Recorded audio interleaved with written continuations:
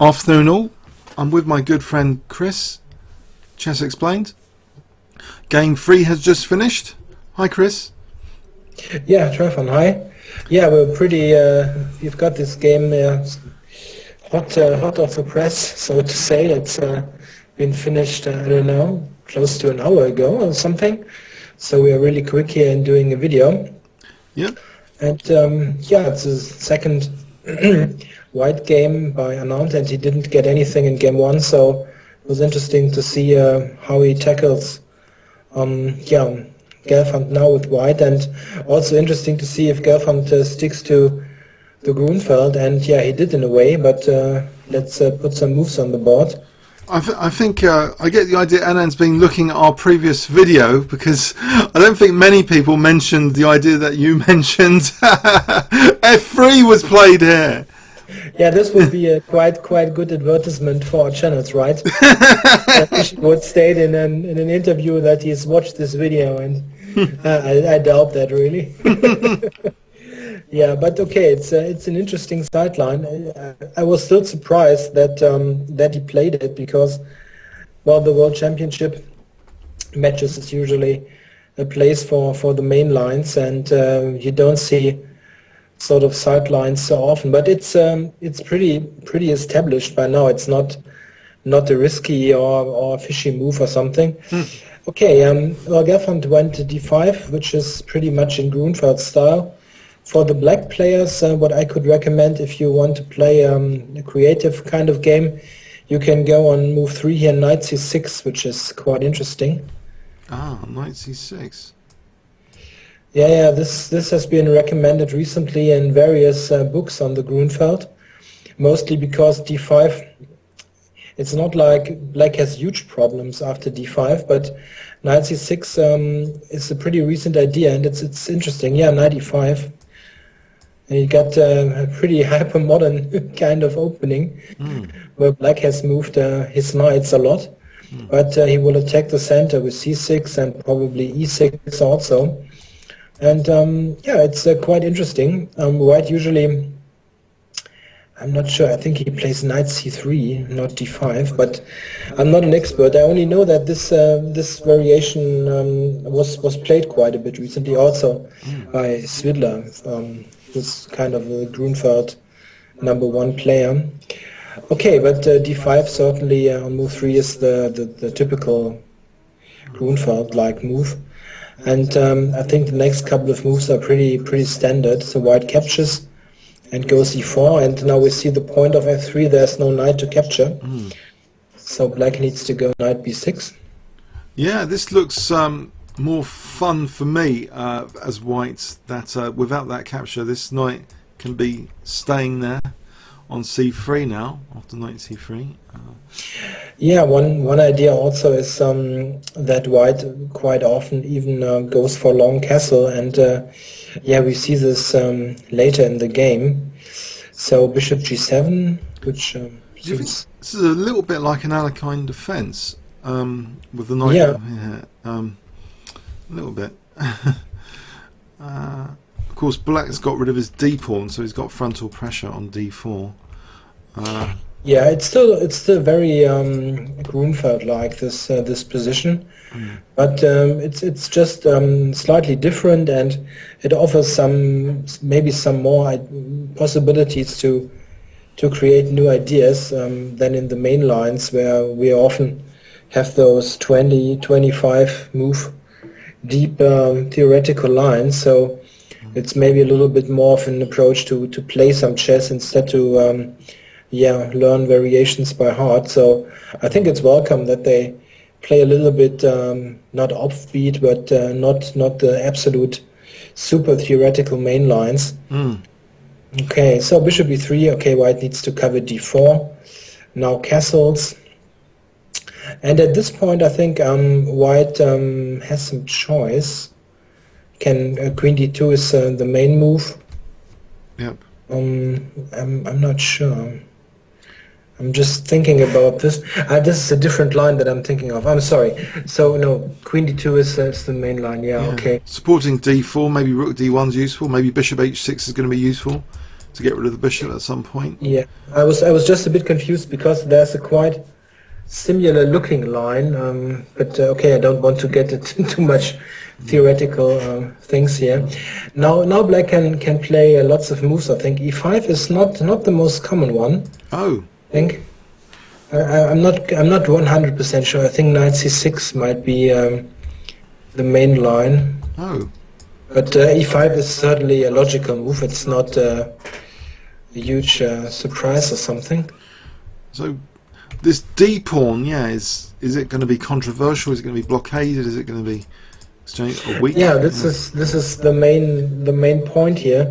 This d pawn, which will get a pass pawn quickly. Black plays c6 to get some room for his pieces. I think it's often a very difficult decision if you should play a move like c6 and actually give the opponent this pass pawn, which you will get after c takes d5, e takes d5. Yeah. But if you don't play this, you need to consider that in the long run, maybe c7 will get a target on the c file. That's a good point. You're removing a target on the c file. That's c7. Yeah. Yeah, and you also gain a little bit more room for your pieces, and this kind of position. But you also need to consider if you play c takes d5, e takes d5. This pawn is on d5 is a passed pawn, but it's also an unprotected pawn. It's not protected by some other pawn. It's not a pawn chain anymore. So you actually have some chances to maybe get some pressure on this pawn, which is not the case if you get this safely protected d5 bridgehead there. So Yeah. I think it's very often a good idea to attack such an advanced pawn and not to be too afraid of the d pawn. If you're afraid of a passed d pawn, then you cannot play the Grunfeld anyway. Yeah.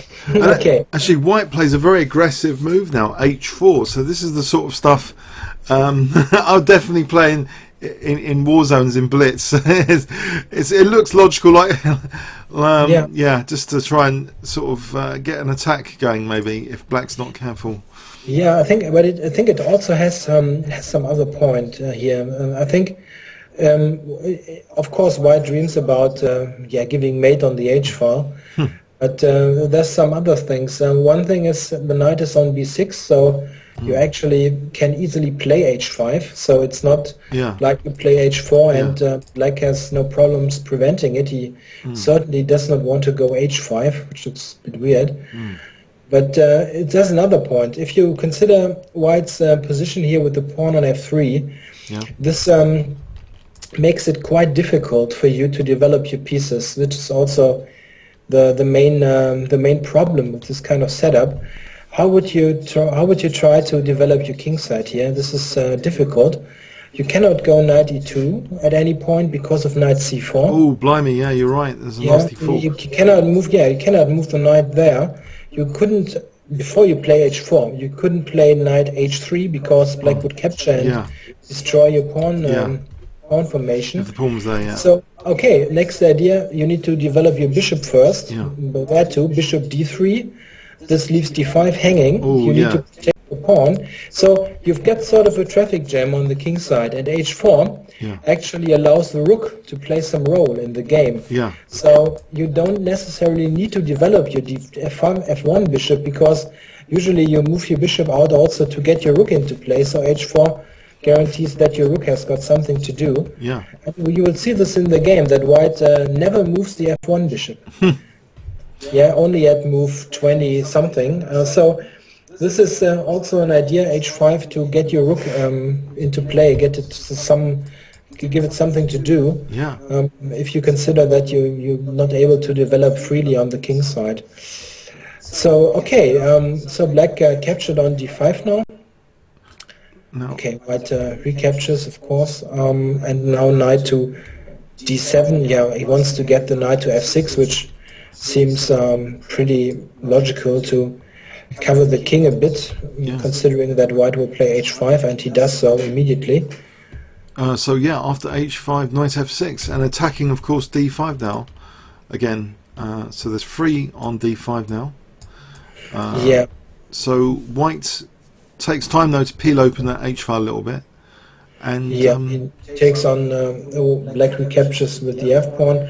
Yeah, of course you don't want to have the open h file, so you need to recapture with the f pawn. what would be yeah, after hg, actually this is difficult, isn't it, to defend bishop h6 then? Yeah, that would be quite dangerous. Yeah, it looks difficult. Black needs to do some, I think, very weird move like knight h5 to avoid immediate mate. Yeah. And knight h5, it doesn't inspire too much confidence. No. So fg, okay, capturing away from the center, but means that that, you know, maybe if needed, well, this can be defended laterally if needed. Yeah, Now, yeah, it's just yeah, those kind of capturing towards the center stuff is nice, but it doesn't help if you get mated. and this diagonal is not such a pain at the moment if the knight's covering c4. So this, otherwise, it would be quite dangerous. So it's more justified in this position. Yeah, it would of course be quite horrible if white would get a bishop to b3 or something. But yeah, it's yeah, this bishop is a problem piece. So white supports the d pawn now. Castle's queenside end supports the d pawn, but of course the c file now with the king there. Maybe the bishop might be thinking bishop f5, but there's always g4, I suppose, which might be useful. So the bishop actually goes to d7. Yeah, bishop f5 looks like an active move, but I think g4 would have been a problem. Also, if you think g4, then maybe knight h3 to g5 would be an idea. Maybe put this on the board. So bishop d7 and then maybe knight h3 to go to g5. Yeah. Possibly to e6. Yeah. Just one offhand idea. I'm not 100% sure if this is good, but it doesn't look like something you want to see really. No. I think bishop d7 looks normal. And what I've actually what amazed me here, we're on move 14, and both players spent about 10 minutes here. And from Vishy's point of view, it's not such a surprise because well, he prepared f3, and this is one of the lines. Maybe I'm not I didn't look up if this has been played already, but it developed pretty logical, and it's maybe possible that you get this in your preparation if you go through the lines. But I was pretty surprised that Gelfand also just blitzed out this stuff, because f3 is not the first kind of line you would look at if you prepare the Grunfeld, because you've got so much other stuff to cover. So he seems really exceptionally well prepared, or he was maybe bluffing a bit. It's also possible, but he's not the kind of guy, I think, who's just into bluffing, and maybe he really knew this stuff.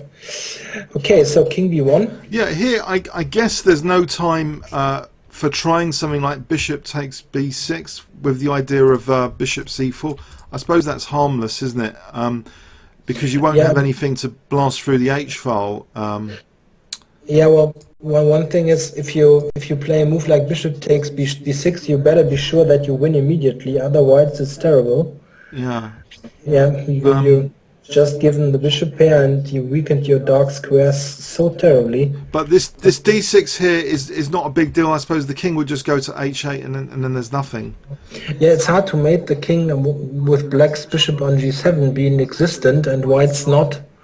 So yeah. Yeah, but it's something you need to consider, of course. If it's winning, it's a good move. But otherwise, bishop takes b6 is more than risky. It's very committal forcing move. Yeah. So instead, king b1. Yeah, it seems much more sensible. Just keep the pressure on. Get the king into a little bit of safety. Yeah, in case black plays rook c8, you need to do this anyway, because d5 would hang. So it's a prophylactic move, and also king a1. Getting this the king into safety, and also what other moves should white play? It's a bit difficult. You cannot develop your pieces on the king side. And it's just the same as I said a couple of minutes ago. You cannot move your bishop. You could play knight h3, but yeah, in this position, Black, I guess Black doesn't want to play this.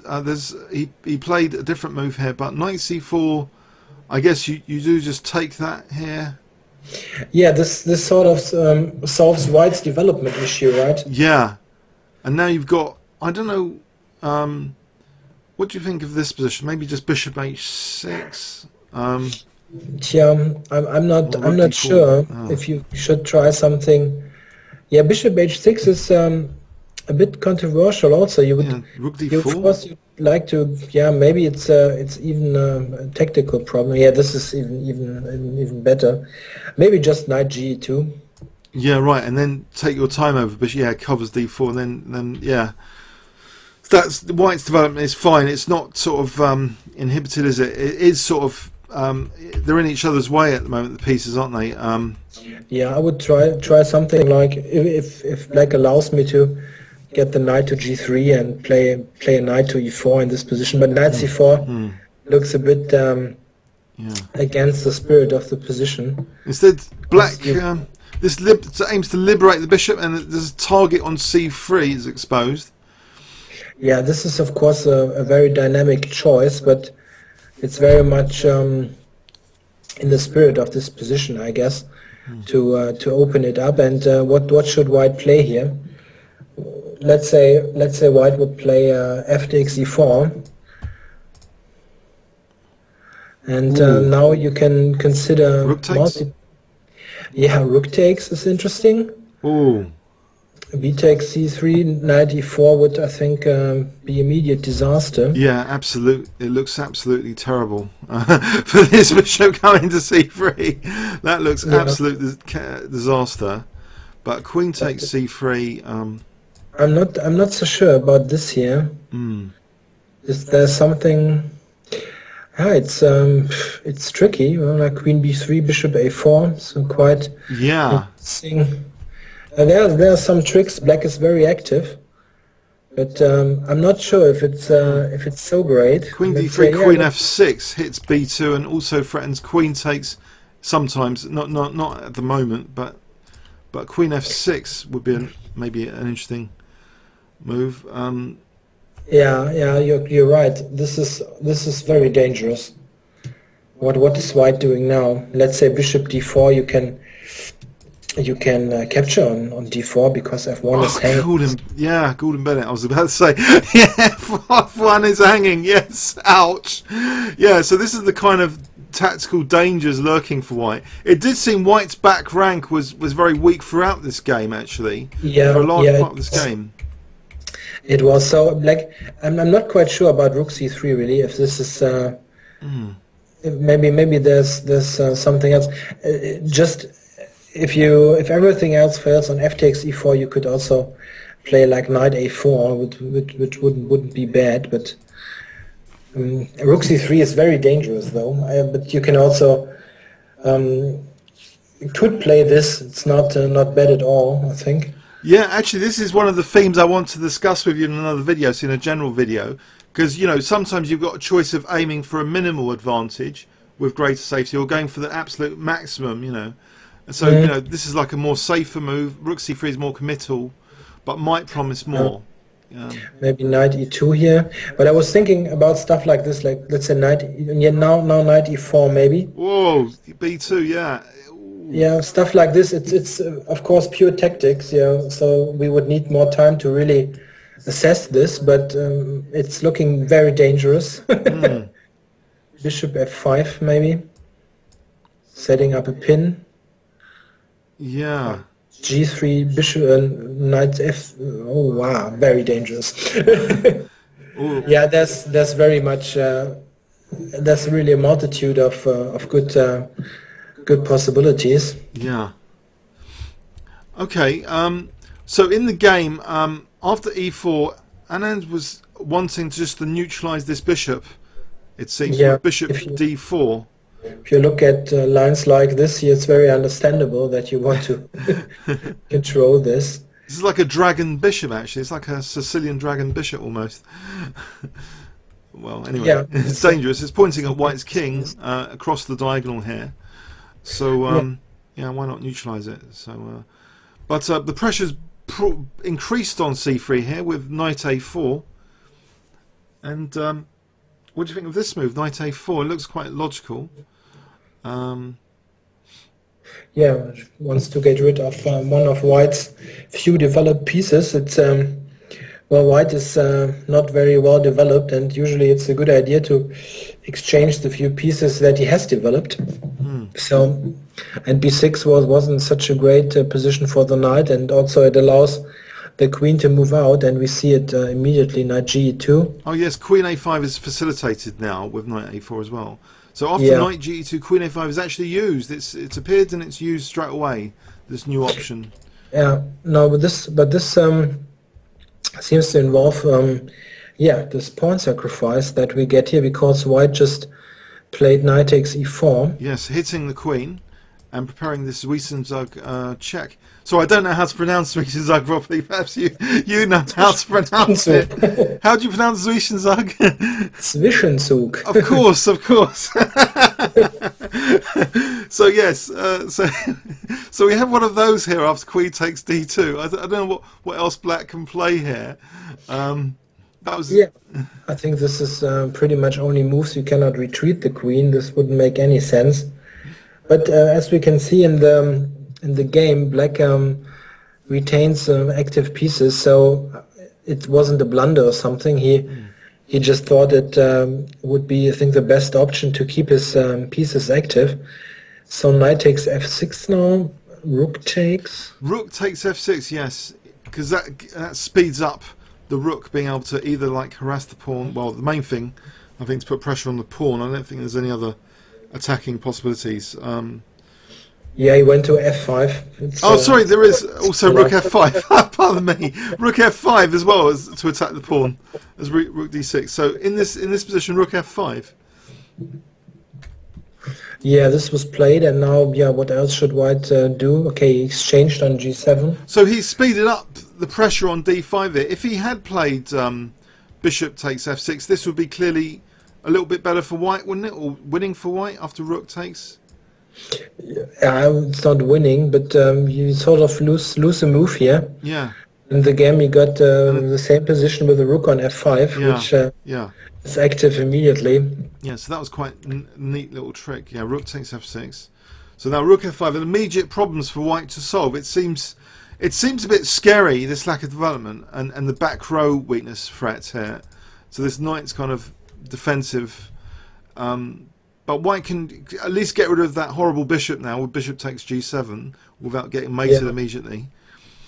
So he took there and then played d6, immediately advancing.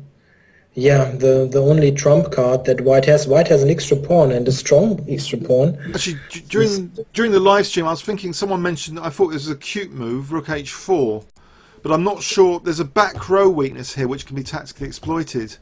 Because rook h4 promises to be able to defend the pawn, but I think the promise is smashed, because knight b6, rook here, I think there might be some sort of deflection going on. Actually, I'm not sure. I'm not entirely sure.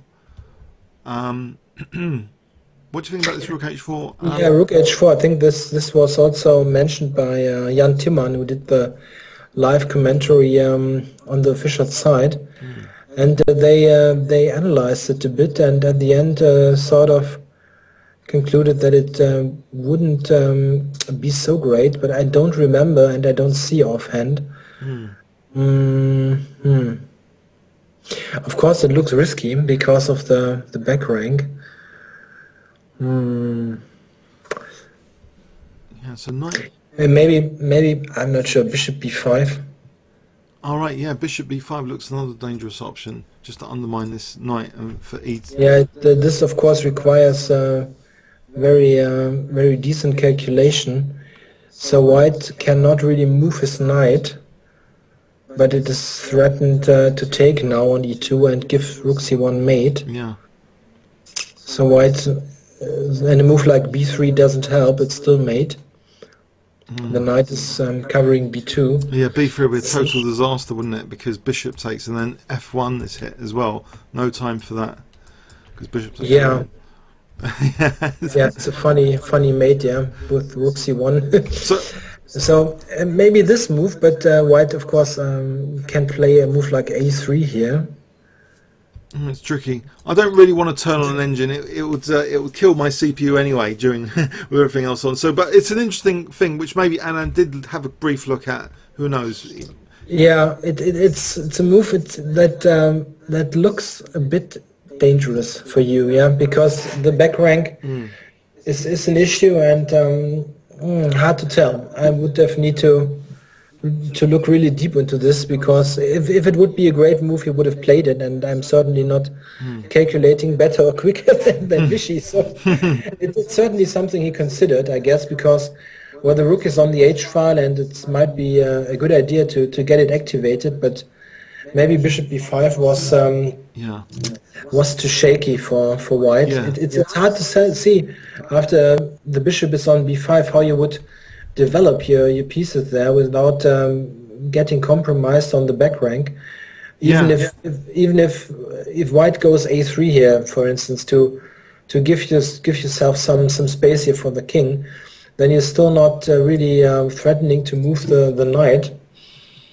And Yeah, and also I just had a quick look at, there's deflections are possible. Say rook d1, there's a deflection. Nav takes rook d5, trying to deflect the rook from the back row. That'd be a little disaster scenario. yeah, black has all sorts of tactical tricks here to get the pawn back or sort of irritate white so much that he cannot really use this pawn. Yeah. And I think it was maybe a very good judgment by Gelfand to get into this position. If it's really the case that white cannot do much, I think in the press conference they agreed that somehow it seemed that white should have one or another idea, but they really couldn't couldn't tell at which position or at which point white could have played better. So it was certainly not something completely obvious. All right, so d6 and rook to c5. Yeah, okay, logic. Again, yeah. Threatening to back row mate white, Yeah. restricting the options. Even in the World Championship match, you're allowed to post some pretty simple threats. Yeah. So rook d1 seems to simply defend against. Well, it's important to defend against that. And now a5, a5. Interesting. Yeah, this was a bit of a curious move. It's hard to tell what kind of idea there is, but you'll see in the game, I think, what an idea could be. But at first, I think the commentators also didn't really get this move. All right, so now he went rook h4 anyway. In this position, yeah.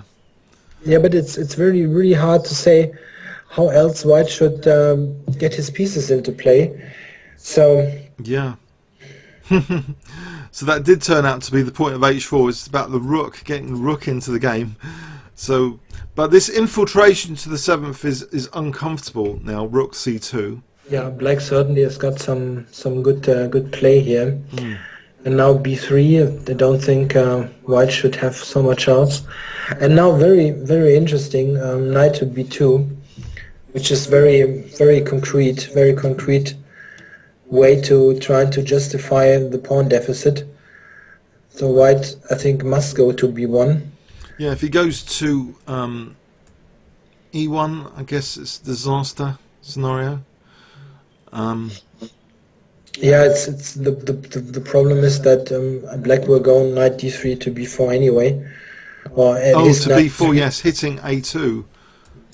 Yeah, this is one idea of this a5 move, yeah, covering the knight. So yes. that so this rook's not hitting the knight. Yeah, exactly. So there was some really deep point here, and I'm not quite sure what white should play in this position. Besides, resigning, it seems lost. it looks difficult. Because the bishop's already maybe willing to spring as well if needed to f5. Yeah, maybe you can play knight d4 still, but it looks like really very close to to disaster here. Yeah. Certainly nothing you would want to have on the board. So, all right, I think rook b1 is just the more Yep. circumspect move here. Yep. Knight to d3, of course, it was hanging. Yeah, and now we've got this knight b4 idea.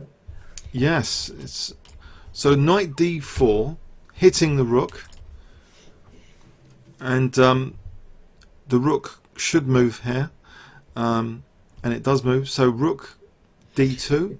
Yeah, you need to cover your knight, and okay, white is glad to finally move this bishop with a capture, to get rid of that pesky knight.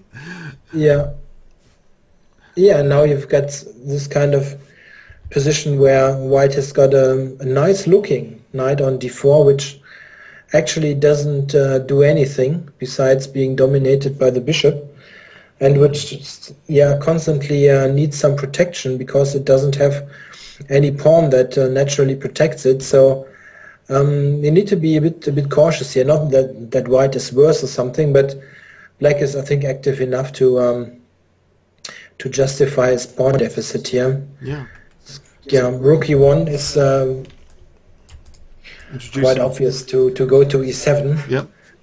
Activating your rook here. And now I think we are pretty much... But it's not really threatening. It needs to safeguard... Well, after this next move, it shows it's not a threat now. This rook d2 means that rook c1 is going to be there if the rook leaves that first rank. So, and interestingly now, the king comes to its own defense now with king b1. I don't know if there's any other better move than king b1. That seems a logical move. Yeah, it's pretty difficult. What would you want to play here?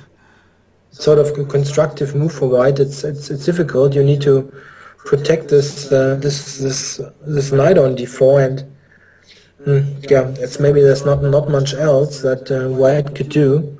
Now here, is it possible? We haven't got the back row issue now, so black can't do this because he'd just lose the bishop here, wouldn't he? There's no back row. There's nothing there. So now the bishop's actually throws in the check, allowing the knight to just take it, and it does. This sort of it's just a matter of concrete calculation here. But this rook endgame white needs to take, I guess, to make any sort of progress. It would be stupid to move king a1. So this position, this is the open question. If there's some sort of idea here that white could try, but it looks very difficult because rook c2 c2 is just very menacing if it's going to happen for perpetual. And so I think white doesn't really have much here. But here I was kind of looking at this on my iPhone earlier. I had to go away, and I thought, hang on, why aren't people mentioning rook c7? I was thinking, am I going mad here? I thought rook c7's really good. And I didn't really see what black would do, and no one was mentioning it. And lo and behold, Anand plays it, and apparently there were better moves. There's this really tactical move. I think I was following on chessgames.com on mobile, and of course rook c7 has a weakness of the last move, doesn't it? That the rook can now use that e8 square to go back to e8. But I thought it was a strong move when I saw this position, but not. But maybe there is something tactical like d7 possible. I think this might be the there's an idea of something like rook c4 coming up. So maybe just rook c2. So and now you want to play rook c4, yeah? Ah, I see. Now, is there a perpetual check here? I haven't checked this with an engine actually. I think someone posted some engine analysis in the thing. But rook, this might be a winning try. I dare not turn on an engine here. As I say, my CPU is limited with this Skype and everything. But this is interesting, isn't it? Rook c4 here. Yeah, it really is a matter of calculation here. It's also not immediately clear to me if black cannot take on c4. Right, so say black takes. Maybe it's ridiculous, but and then a move like h5 with the idea king f6, getting sort of winning the d7 pawn, Oh, right. or or sort of just have this sort of perpetual stuff. King f6, rook h7, king g6, and if white wants to keep the pawn, but d8, maybe d8.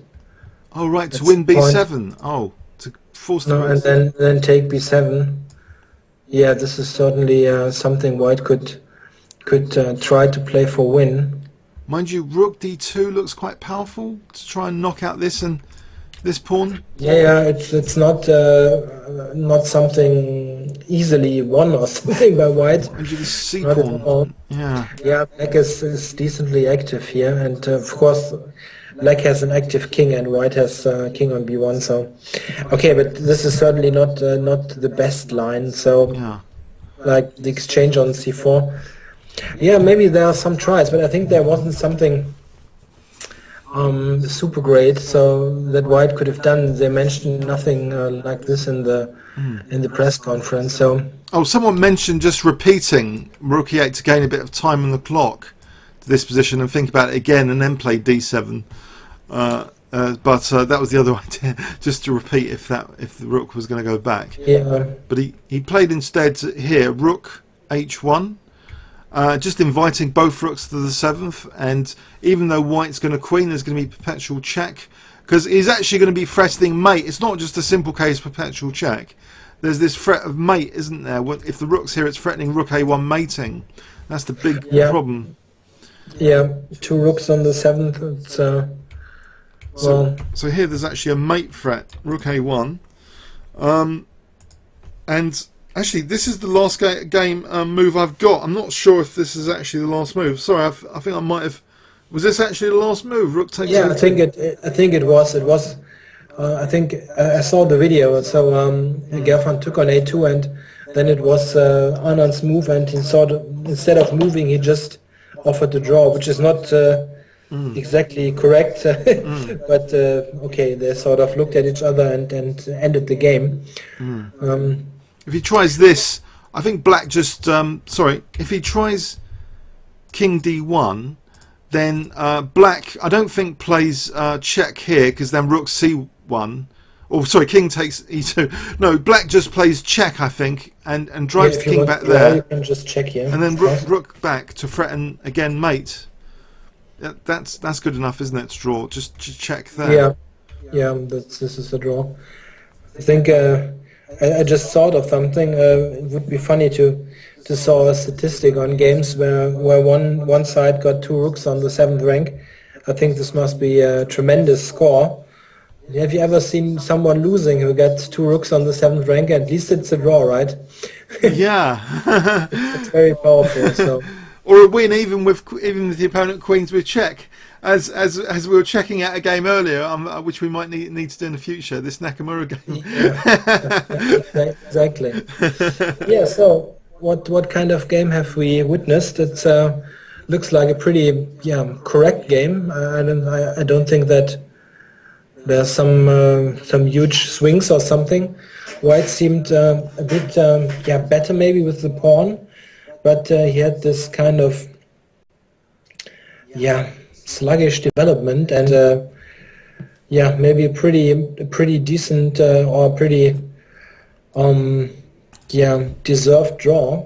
Yeah, let's do a quick overview and summary then. So they've obviously seen the previous video we did with f3 mentioned, and now so f3 might become more fashionable on move 3 against the Grunfeld.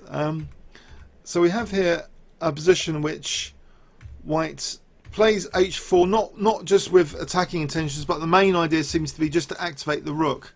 And maybe to facilitate moves like knight h3, because this knight c4 is a real pain in white's side on the queen side, and so the rook's activated kind of like this, Capturing FG is the most logical here. That diagonal's not such a big weakness to exploit. White protects the d pawn logically, and some prophylaxis moves, which we often see in games of Coulson, king shifting to the far edge before an attack or something. But here it seems the king wasn't left in peace. Black played quite energetically with this e4, so there's a lot of dynamism Black's trying to get.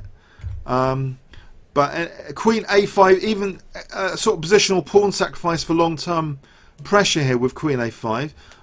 Yeah, if you look at this, it's still a bit remarkable that he did this, because Black could have also, instead of giving this pawn, he could have also taken on f3. It's not a move that's looking too terrible, but yeah, just it's something you consider instead of sacrificing this pawn. Yeah, it takes some courage to go into essentially a sort of endgame with the pawn down instead of playing this. But he was obviously very confident that Black's activity is enough, and he never looked really worried, to be honest. Okay, the Queen f5, which sacrifices this e4 pawn. Yeah. So yeah, his rooks are good here after rook takes f6. The rook coming aggressively to attack that d pawn. Yeah. So the bishop's got exchanged off, and now this d6, and White was skinning on White was skiing on thin ice a little bit here, with Black's pieces. Well, a5 aggressive intentions, as we saw, where in some variations it's useful to support the b4 knight when it comes to b4. So here, after rook c2, b3, the knight is making a route to come to b4 to coordinate a2 attack, but that was factored in by White. So knight d4 hitting both the rook and exposing an attack on the knight, ready to get rid of that pesky knight, which he does. But now again, Black's rooks remain active and sufficient to get a draw, even though White's got that. Usually the d pawn's one of the best pass pawns you can get, but here the activity of the Black rooks seems to secure the draw quite comfortably. Yeah. So yeah, that was an exciting draw, though, much more exciting, don't you think, than the other two draws? Yeah, so, sure. It was certainly a bit more ambitious from White's side, no? Also to play this kind of line. It's this f3, and what followed is not exactly a conservative line. White was playing ambitiously, but I think looked like very, very good defense by Gelfand here, sacrificing this pawn and retaining compensation even in the end game. So yeah, I think for me this is the most exciting so far. This game, yeah, it's has some dynamism in it. And a long-term pawn sack for active pieces. I think it's quite exciting. Yeah, and if you look at the match now, I think there was one pretty good and I think very true statement in the press conference. There was one journalist was asking if the next four games would decide the match, and this is actually a pretty decent point, because if you look at this now, Anand had two whites. Now next game will be Gelfand white, then one black game by Anand, Gelfand white, and then we're at this at the middle of the match where the colors are switched. So game 6 will be Gelfand white, and game 7 will be Gelfand white also. I'm not sure if you were aware of that. They don't alternate all the way through. They switch it in the middle of the match, so because it is considered to be a bit unfair if the player playing white first in the first game would have an advantage, so they switch it in the middle. So the next 4 games will see 3 times Gelfand as white, and if he doesn't get any plus score out of this, it's difficult. So it's hard to see him winning with black some ways. If he wins, then it will most likely be with white. So And if it's a level score, they go on to a faster time limit.